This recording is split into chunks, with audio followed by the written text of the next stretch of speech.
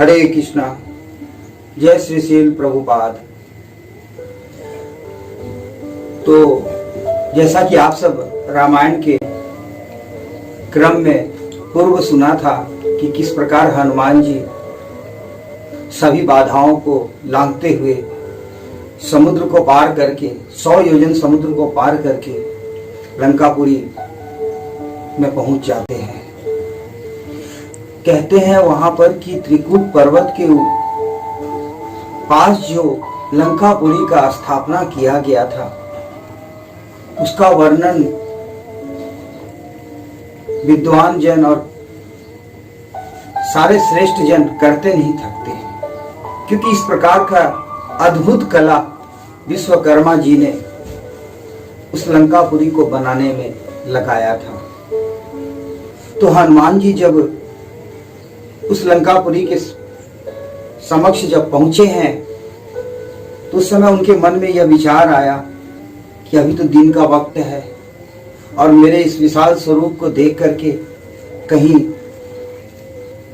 रावण के सैनिक मुझे पहचान न ले और मेरा वध न कर दे तो साया किया कराए पे पानी फिर जाएगा। इस हेतु वे अपने आकृति को छोटी बना लिए और उन्होंने विचार किया कि मैं अगर इस लंकापुरी में प्रवेश करता हूं मैं तो निश्चित ही पकड़ा जाऊंगा, इसलिए उत्तम यह होगा कि मैं रात्रि में इस लंकापुरी में प्रवेश करूं। और ऐसे विचार करके वे वहीं थम जाते हैं और रात्रि होने का इंतजार करने लग जाते हैं। संध्या काल बीतने पर जब रात्रि का आगमन होता है तो हनुमान जी उस लंकापुरी की तरफ आगे बढ़ते हैं तो देखते हैं कि वहां उस लंकापुरी की रक्षा के हेतु रावण ने अनगिनत सैनिकों को नियुक्त करके रखा है।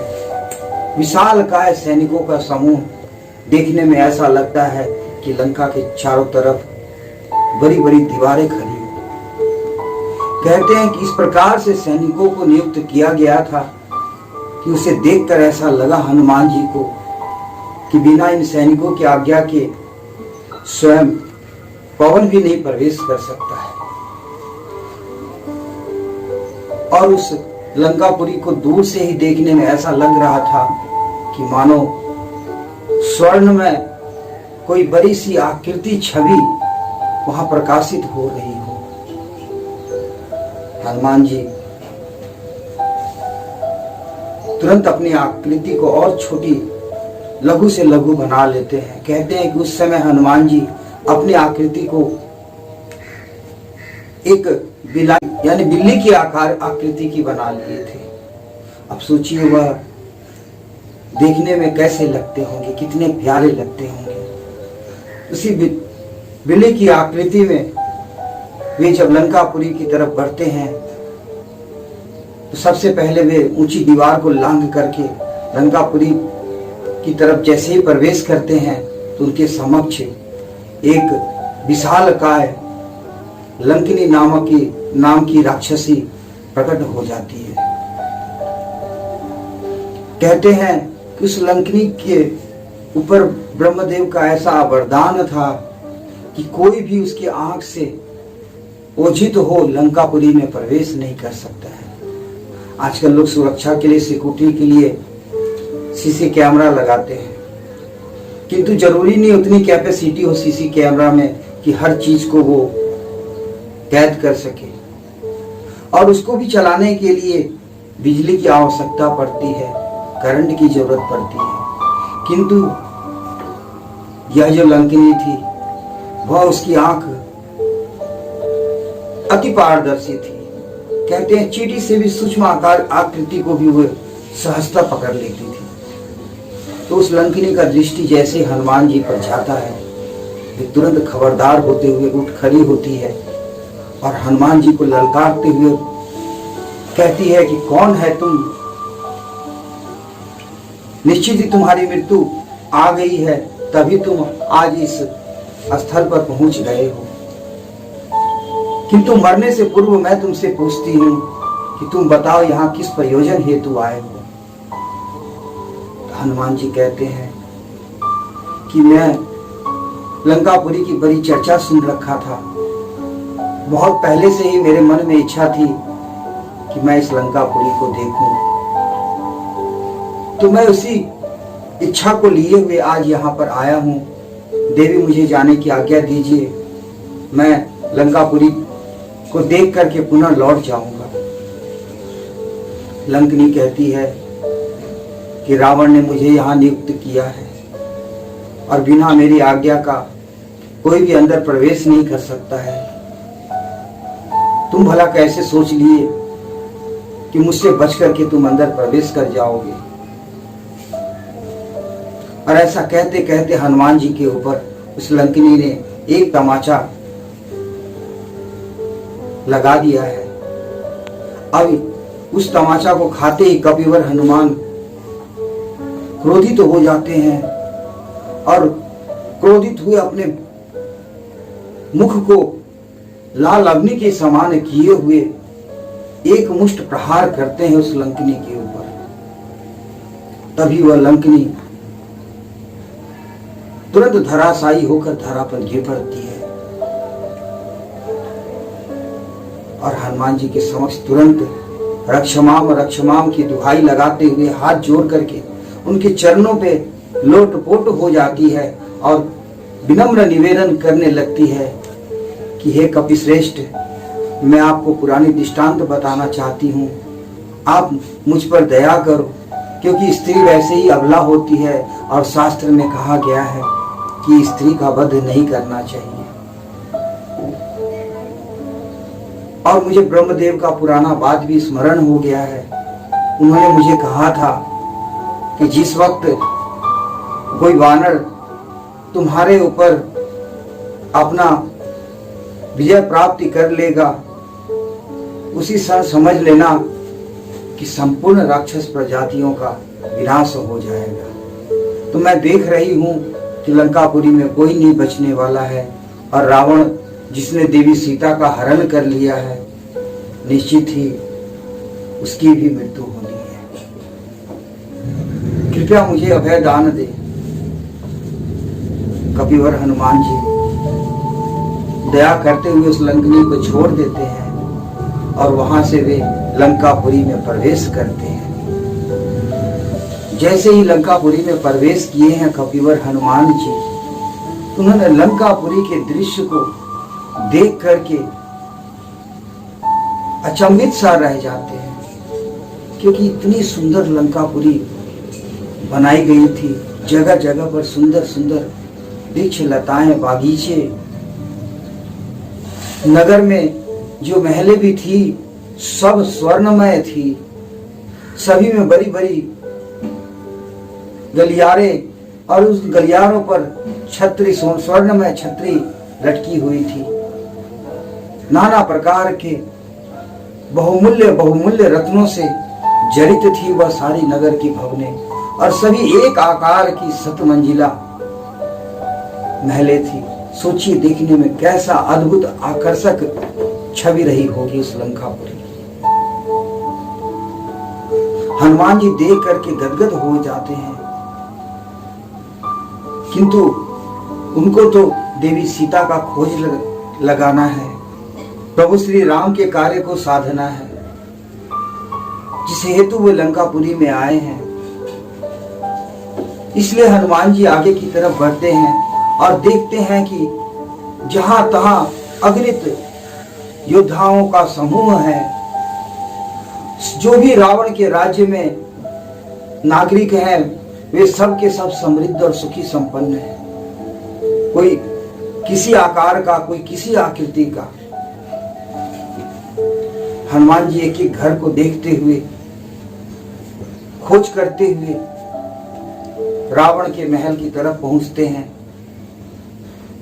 रावण के महल को देख करके अचंभित रह जाते हैं। चारों तरफ से विशालकाय कमलाकार भवनों का निर्माण उस मध्य में रावण का महल था। उसके सुरक्षा में एक से बढ़कर एक वीर राक्षस सैनिक नियुक्त किए गए थे। हनुमान जी उसी छोटे लघु रूप कि आकार बनाए हुए, धारण किए हुए उस अंतःपुर में पहुंचते हैं। देखते हैं रात्रि का मध्य पहर बीत गया रहता है और सब लोग निस्तब्ध होकर सोए रहते हैं। उस महल में कई सारी स्त्रियां जिसको कि रावण हर करके लिए आया था, सब उसकी सेवा में नियुक्त थी और सब सेवा करते करते सो गई थी, निद्रा अवस्था में थी। कोई किधर पड़ा हुआ, कोई किधर पड़ा हुआ। हनुमान जी एक एक स्त्री का मुख को निहारते हुए आगे बढ़ते हैं। ऊपर जब हनुमान जी की दृष्टि जाती है, उसकी विशाल काय भुजाएं, जो युद्ध में कई बार क्षतिग्रस्त होने के कारण अस्त्र शस्त्रों के चिन्हों से चिन्हित था, जब इंद्रदेव ने अपने वज्र का प्रहार उसके कंधों पर किया था, उसका भी चिन्ह था। अत्यधिक गहरे निद्रा में सोया हुआ रावण था उस समय।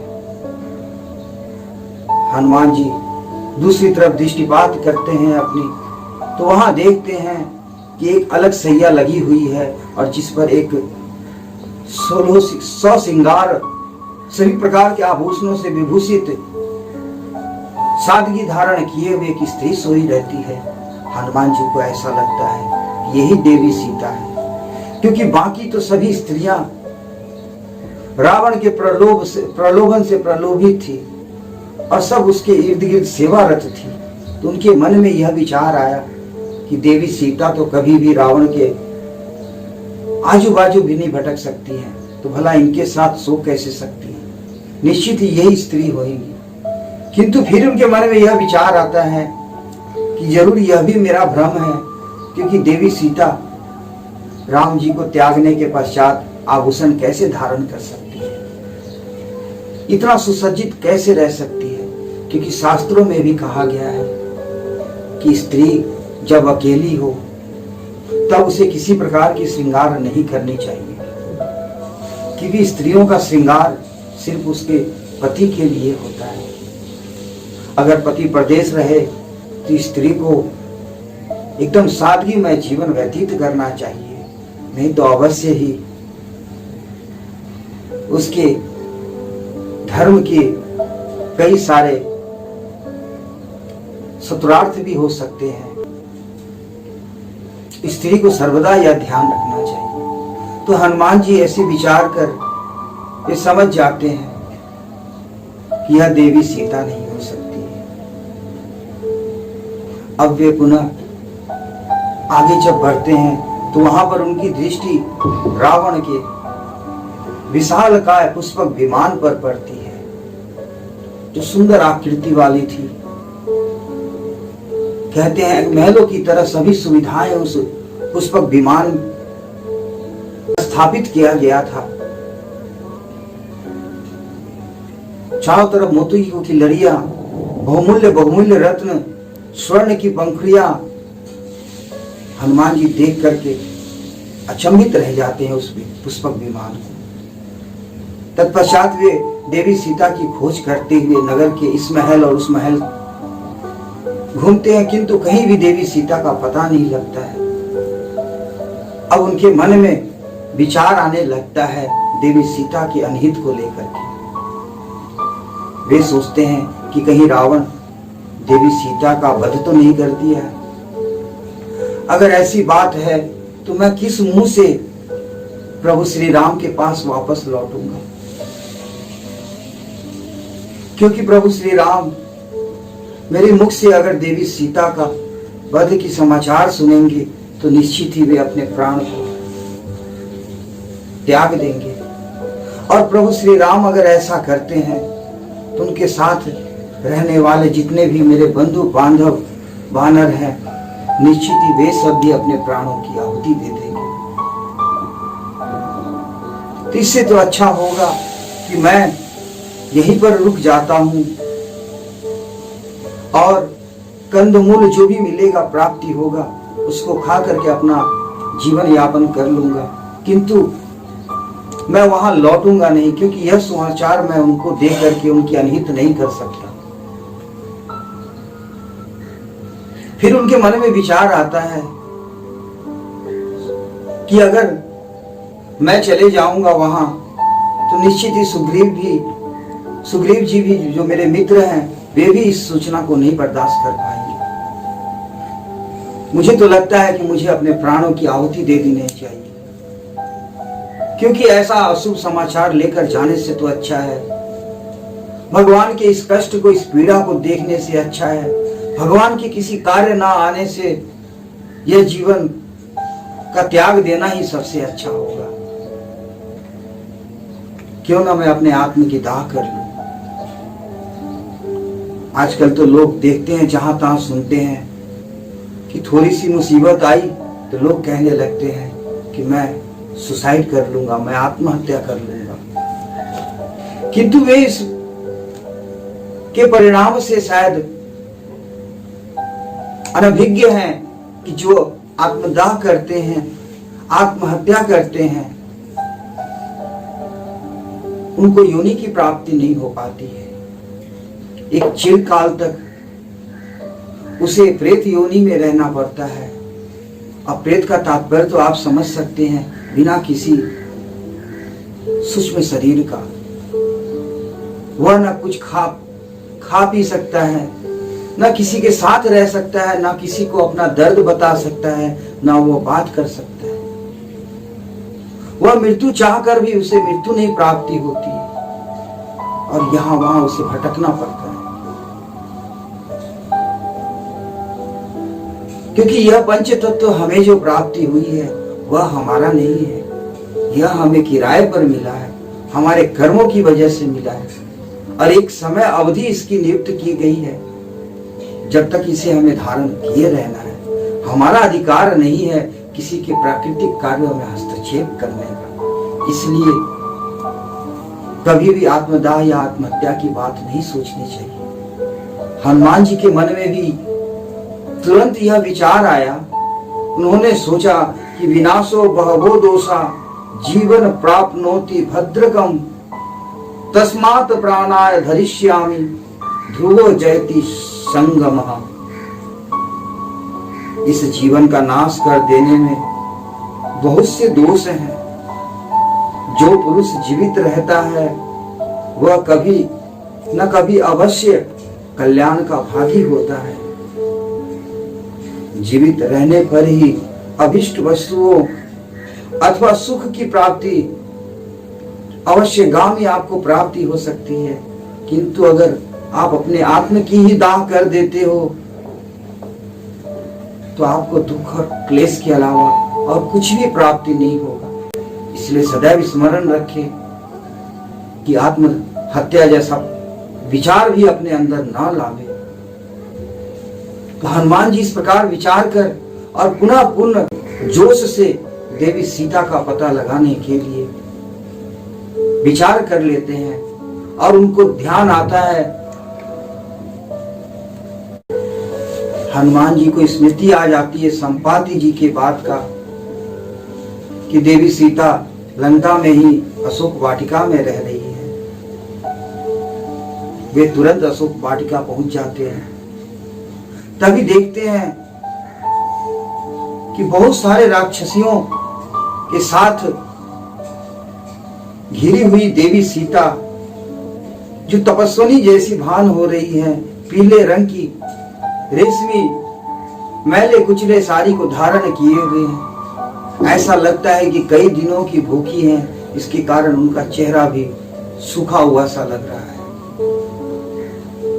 हनुमान जी देख करके उनको समझ जाते हैं कि हो न हो यही देवी सीता है।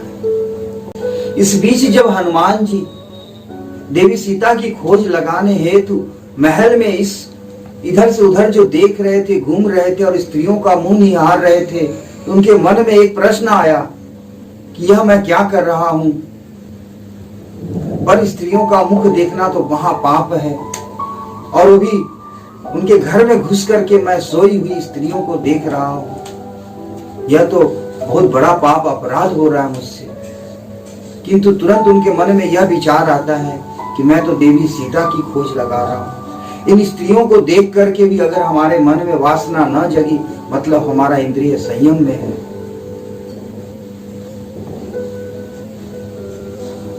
तत्पश्चात हनुमान जी छुप करके एक वृक्ष के ऊपर बैठ जाते हैं और तभी वहां रावण का आगमन हो जाता है। रावण अपने साथ कई सारे सैनिकों को लिए हुए देवी सीता को डराने हेतु वहां प्रस्तुत हो जाता है और देवी सीता को सर्वप्रथम प्रलोभन देता है कि मंदोदरी आदि सब रानी, सब तुम्हारे सेवा में मैं नियुक्त कर दूंगा, सबको तुम्हारी दासी बना दूंगा, सिर्फ तुम मेरी भारिया बन जाओ। सच कहता हूं कि तुम्हें स्वर्ग से लेकर के तीनों भुवन में जिस प्रकार की आनंद की इच्छा होएगी सब कुछ तुम्हारे समक्ष में प्रस्तुत कर दूंगा, सिर्फ एक बार तुम मेरी भारिया बनने के तैयार हो जाओ। देवी सीता फटकार लगाती है रावण कि कहती हैं कि अधर्मी, तुम्हें शायद हमारे रघुवीर के बाण की, उनके पराक्रम का ध्यान नहीं है, तभी तुम इस तरह का दुस्साहस कर रहे हो। धैर्य रखो और कुछ इंतजार करो, मेरे स्वामी अवश्य आएंगे और तुम्हें मार करके मुझे अपने साथ ले भी जाएंगे। रावण क्रोधित हो जाता है और देवी सीता को धमकी देता और कहता है कि अगर 2 मास के भीतर अगर तुम तत्पर नहीं हुई तो मैं तुम्हारा वध कर दूंगा। अब हनुमान जी ऊपर वृक्ष पर बैठे हुए सभी बात को ध्यान पूर्वक सुन रहे हैं। ऐसा क्रोध दिखा करके हनुमान जी के समक्ष ही रावण अपने महल की तरफ लौट जाता है। अब आगे का वृतांत अगले एपिसोड में आप सब ध्यान पूर्वक सुनिएगा। कहते हैं कि रामायण की यह कथा, प्रभु श्री राम की यह कथा हमें त्रेता युग में ले जाती है। तो जब भी हम रामायण का कथा श्रवण करने हेतु बैठते हैं तो निश्चित ही आप भी त्रेता युग में चले जाते हो। और त्रेता युग किनका था? प्रभु श्री राम का। तो राम राज में आप सब भी पहुंच जाते हो। इसलिए ध्यान पूर्वक सभी कथाओं का श्रवण करें, अपने जीवन को कृतार्थ करें। हरे कृष्ण।